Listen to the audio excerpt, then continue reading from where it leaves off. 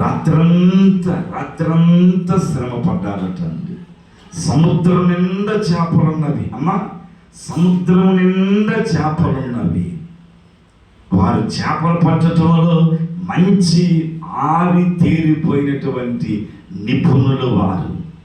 రాత్రంతా వారు దోణి వేసుకొని మంచి వలలు పట్టుకొని వెళ్ళి రాత్రంతా చేపలు పట్టడానికి చేపలు పట్టగా వారికి ఒక చేప పిల్ల కూడా పడలేదు. ఏం చెప్పుచున్నాను? యేసయ్య వద్దకు వచ్చారు కాబట్టి యేసయ్య ఇస్తేనే మీకు కలుగుద్ది, లేకపోతే కలగదు. ఈ ప్రభుత్వం మనకి ఇవ్వదండి. దేవుడే మన మీద దయ, కనికర, వాత్సల్యత చూపించి మనకి సమస్తాన్ని అనుగ్రహించేటువంటి వాడు.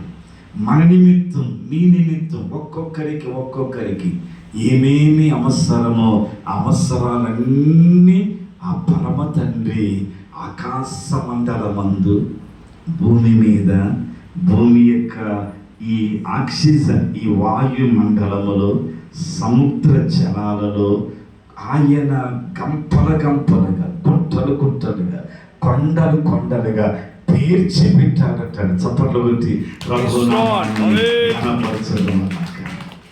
వాటిని మనం పొందాలి, అనుభవించాలి అని అనుకుంటే గనక మనం చేయవలసిన పని రాత్రంతా ఆయన లేకుండా మనం చేసేయగలం, మనం పట్టగలం, సాధించగలం, మేము చేయగలమని వారు వెళ్ళి చేపలు పట్టారటండి. ఒక్క చేప పిల్ల, ఒక్క చిన్న పురుగు కూడా వారి యొక్క వలల్లో పడలే.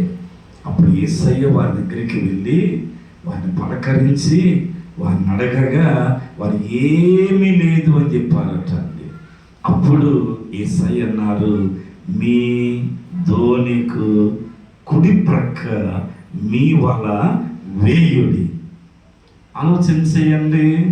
రాత్రంతా పడని చేపలు యేసయ్య మాట ప్రకారం వారు వల వేయగా వారు విస్తారమైన చేపలు వేసిన వల వారు తిరిగి లాగలేకపోయారటండి. రాత్రంతా వల వేశారు, లాగుతున్నారు, లాగుతున్నారు. కానీ ఇప్పుడు యేసయ్య మాట ప్రకారం వారు వల వేయగా వారు తిరిగి లాగలేకపోయారటండి.